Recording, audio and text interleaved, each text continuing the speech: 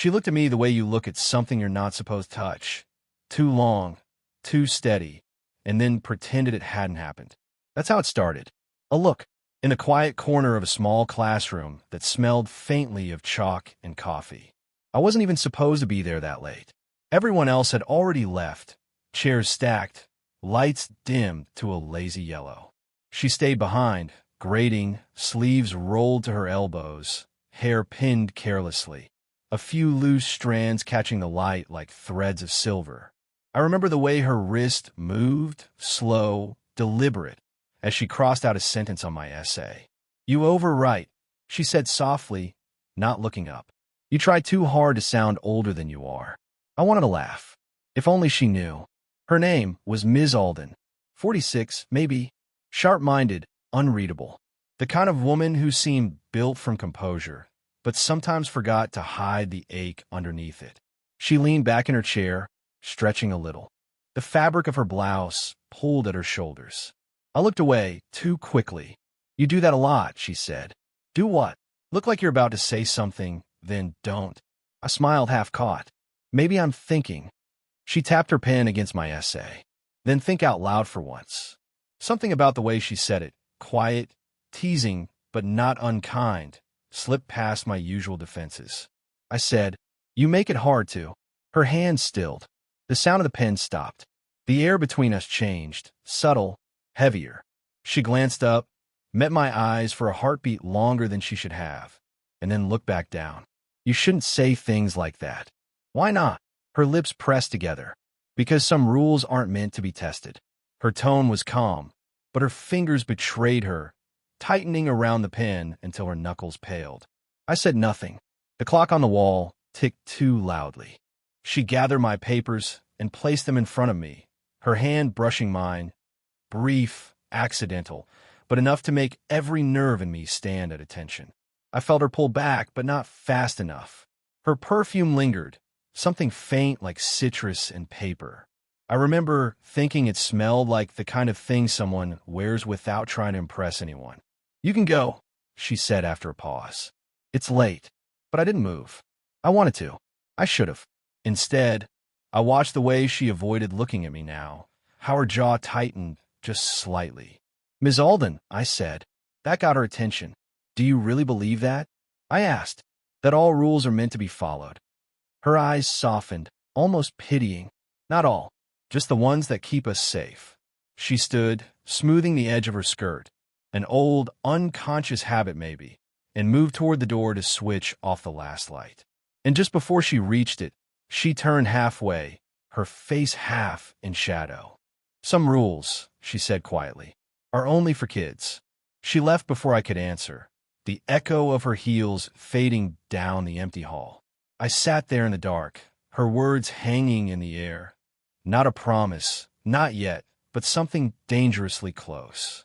Then, just as I gathered my bag, the door opened again. She was standing there, breath uneven, eyes unreadable. "Wait," she said, and the hallway lights spilled in, tracing her outline in gold. She said wait, but she didn't seem to know why. The door stayed half open, the light spilling over her shoulder. Her fingers clutched the frame like she needed something solid to hold on to. "I forgot to give you your essay," she said finally, but her voice wasn't steady. "It's right here," I told her, holding it up. "Oh," she said, as if remembering too late. We both laughed, but the sound didn't feel right, too thin, too aware of itself. She walked back into the room, slow steps echoing in the quiet. I noticed how careful she was, as if each step were a decision. She leaned against the desk beside me, crossing her arms. "You shouldn't take things I say so seriously. I was joking earlier." "About the rules?" She smiled, faint tired. "About everything." But she wasn't joking, and we both knew it. The next week, I found reasons to stay after class again. Not excuses, reasons. She didn't ask why. She just kept grating, pretending not to notice when I didn't leave. Sometimes she'd offer me tea from her chipped blue mug. "It's terrible," she'd say. "Don't complain if it tastes like regret." She didn't realize what that word did to me. Regret. It fit her too well.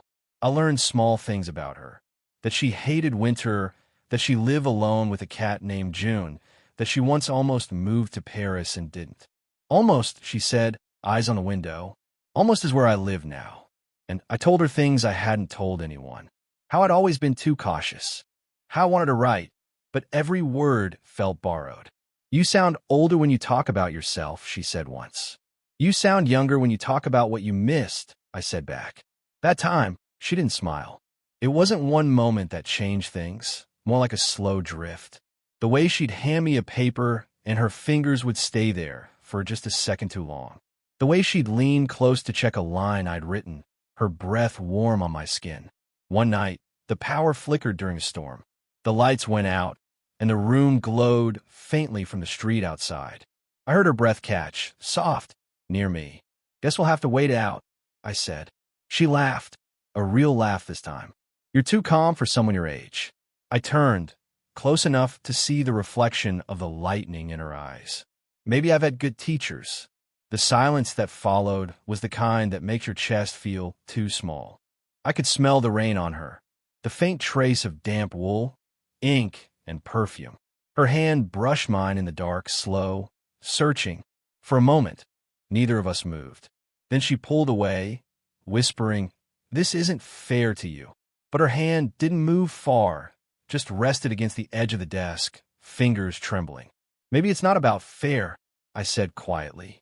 She turned her face toward me, unreadable in the half-light. Lightning flashed again, and for that one instant, I saw her eyes soften, unguarded. Then the lights came back on.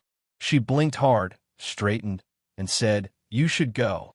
I picked up my bag, heart still uneven. But as I reached the door, her voice came again, soft, almost lost under the hum of the lights. "Thank you," she said. "For what?" "For staying." The air between us had changed since that night. We both felt it. The careful distance, the awareness that wasn't there before. She still corrected my essays, still circled my run-on sentences, but her red ink trembled in places it hadn't before. Sometimes she'd catch herself watching me. I'd look up, and she'd pretend she hadn't. And I pretended not to notice how her voice softened when she said my name. It happened on a Thursday, late as always. Everyone gone. The hallway lights dimmed. I'd stayed behind to ask about an assignment, but that wasn't the reason. She sat at her desk, reading something that wasn't paperwork. A paperback with a creased spine. When she realized I was watching, she closed it too quickly. "What were you reading?" I asked. "Nothing you'd find interesting." "Try me." Her lips curved, but her eyes didn't.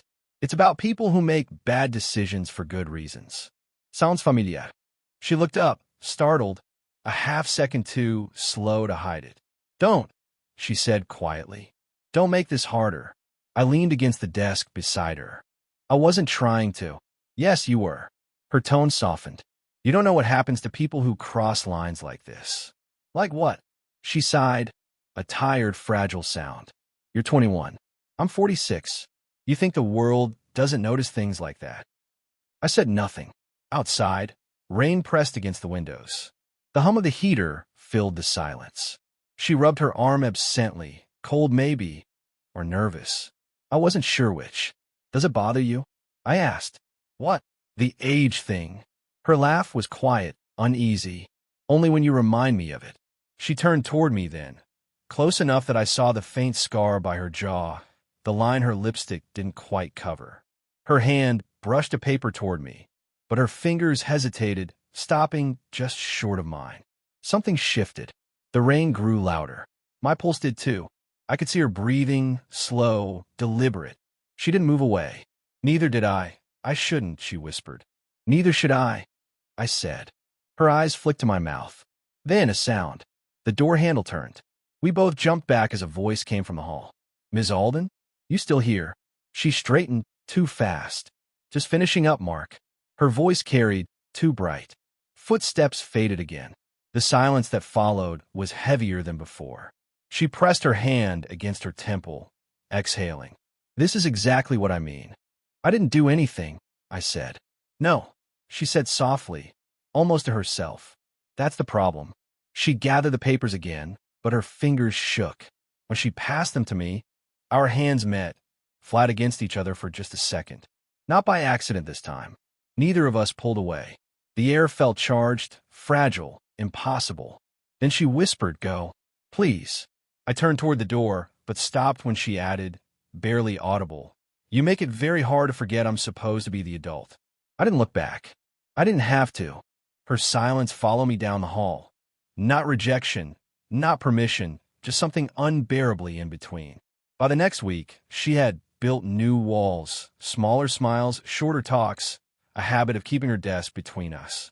But walls never stay up when you keep walking back through the same door. I told myself it was about the writing, about her feedback, her notes, but I was lying.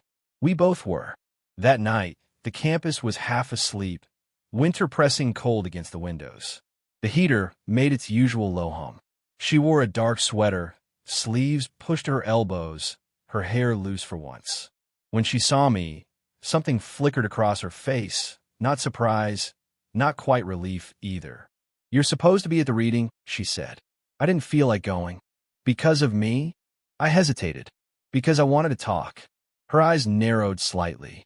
"That's the same thing." She gathered papers without looking at me, stacking them too neatly. "You can't keep staying late, you know. People notice things. I don't care if they do."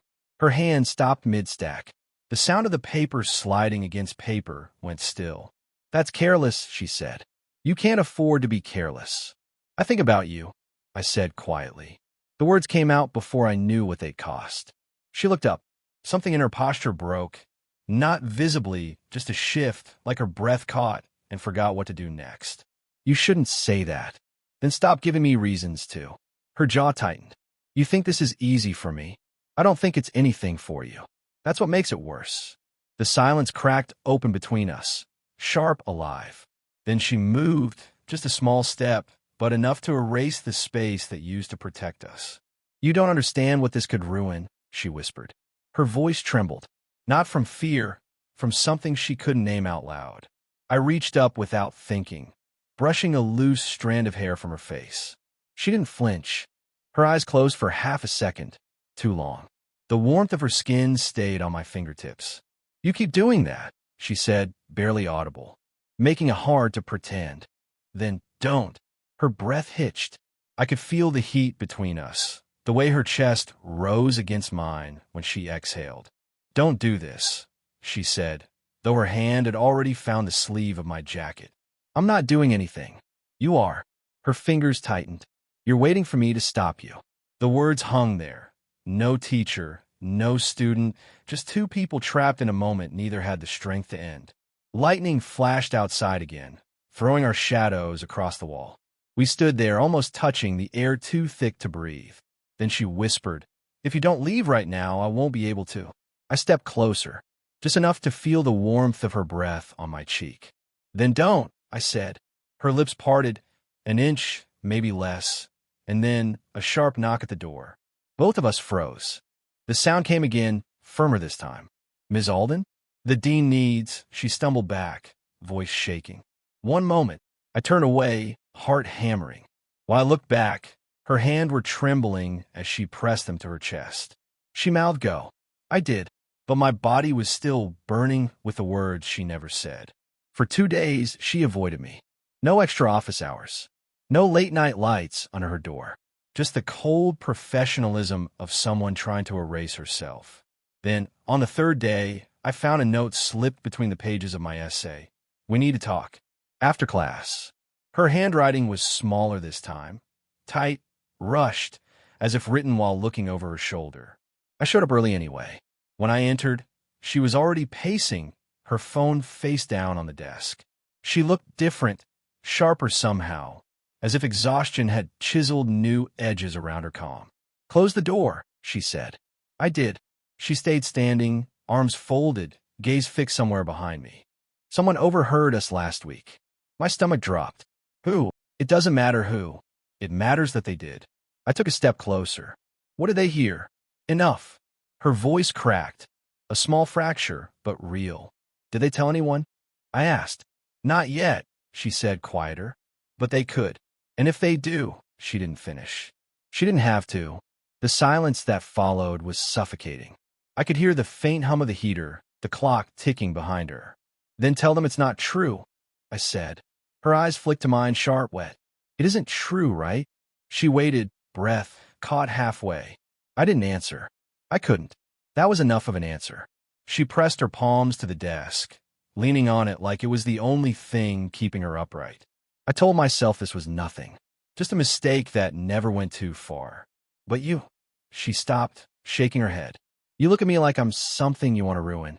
Her words hit harder than I expected. I said, you're the one who stayed. Her lips parted, anger and something else flickering together. You think I don't know what that means? I moved closer, just enough to catch the faint scent of her perfume. The same one from that first night, quiet and clean, something that made the air feel too intimate. You could have told me to stop a long time ago, I said. Her eyes darted down to my mouth, my hands, then back up. I did, she whispered. You just didn't listen. We stood there in that impossible space, too close, too aware. Her fingers gripped the desk behind her, knuckles white. My hands hovered inches from hers, not touching, not yet. What if I don't want to listen anymore? I said. Her eyes searched mine, terrified and wanting all at once. Then you'll destroy us both. The words should have pushed me away. They didn't. Instead, she took a small step forward, so close our clothes brushed. My breath caught. Hers did too. This ends now, she whispered, voice trembling. Then why are you still standing here? Her answer came not in words, but in the way her hand rose, slowly, uncertainly, and pressed flat against my chest. I could feel her pulse through her palm, quick, desperate. Neither of us moved. Outside, footsteps echoed in the hallway, distant, but enough to remind us of where we were. She closed her eyes.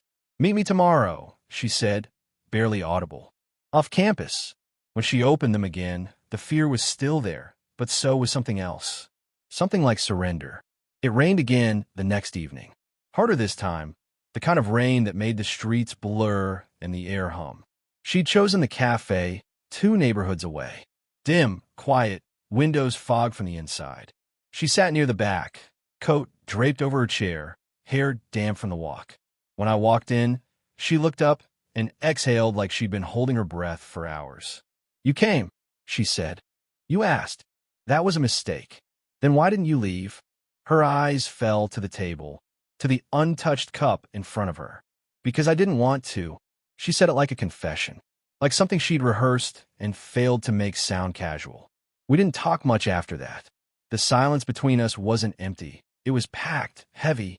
The sound of the rain filled the space where words should have been. When she finally spoke, her voice was soft but steady. If we do this, I lose everything. You already said that. I murmured. And you still don't care. I care, I said. That's why I'm here.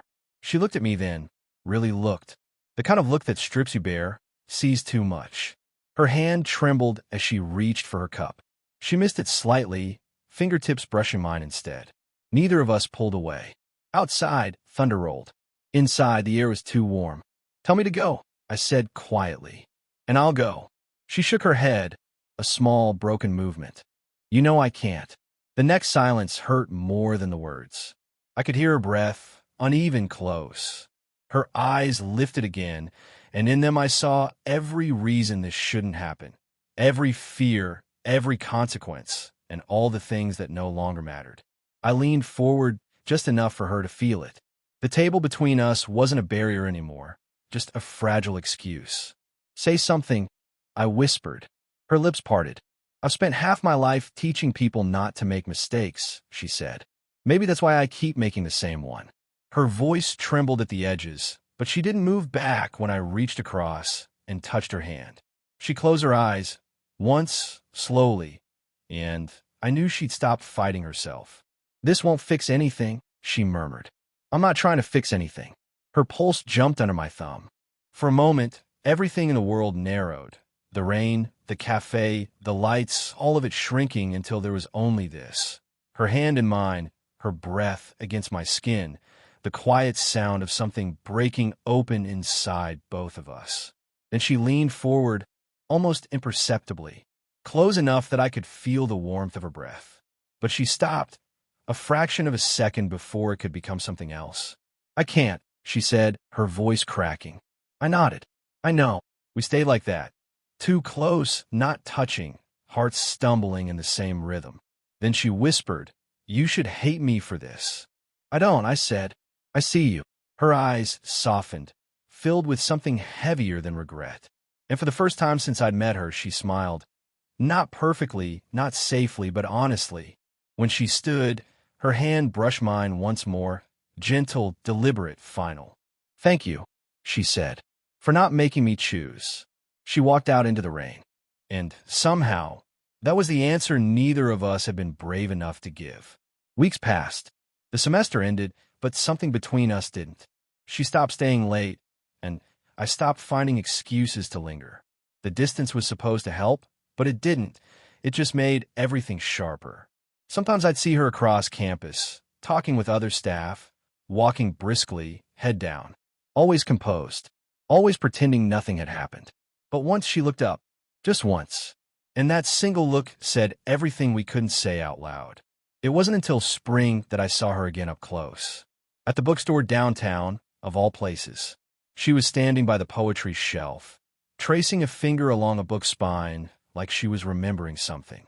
When she turned and saw me, her breath caught. A half-smile tugged at her lips. "You're still around," she said. I could say the same. She laughed, quiet, careful. "You look different." "So do you."